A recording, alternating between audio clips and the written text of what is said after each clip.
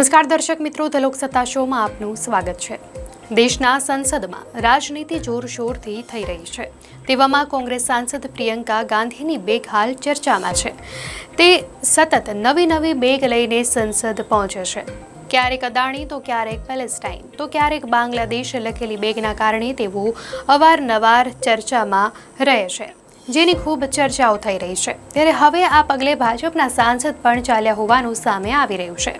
વાત કંઈક એવી છે કે ભાજપ સાંસદ અપરાજિતા સારંગીએ પ્રિયંકાને 1984ના રમખાણોની યાદ અપાવતી એક બેગ ભેટ આપી છે।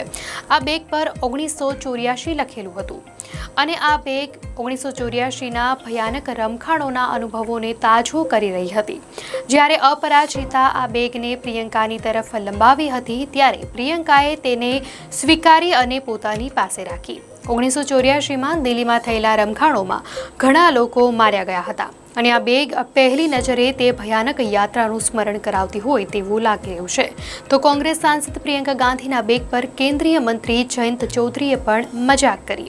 કેન્દ્રીય મંત્રી અને રાષ્ટ્રીય લોકદળ પાર્ટીના અધ્યક્ષ જયંત ચૌધરીએ પ્રિયંકા ગાંધીની બેગ પર કટાક્ષ કરતા એક કવિતા સોશિયલ મીડિયા પર શેર કરી હતી। આ કવિતાનું શીર્ષક હતું બેગ મેં ક્યા હૈ। પ્રિયંકા ગાંધી તેમના સંસદના પ્રવેશ દરમિયાન નવી બેગ સાથે ચર્ચામાં રહ્યા છે।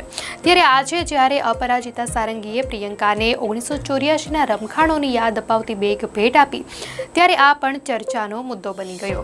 અપરાજિતા સારંગીએ જણાવ્યું કે પ્રિયંકા ગાંધી ઘણીવાર નવી બેગ લઈને સંસદ આવે છે, તેથી મેં તેમને 1984ના રમખાણોની યાદ અપાવતી આ બેગ આપવાનો વિચાર કર્યો।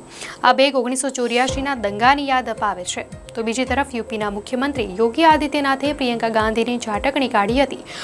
યોગીએ વિધાનસભામાં આ મુદ્દે જણાવ્યું હતું કે કોંગ્રેસના એક નેતા પેલેસ્ટાઇન લખેલી બેગ લઈને સંસદમાં પ્રવેશ કરી રહ્યા છે, જ્યારે અમે ઉત્તર પ્રદેશના યુવાનોને ઇઝરાયલ મોકલી રહ્યા છીએ।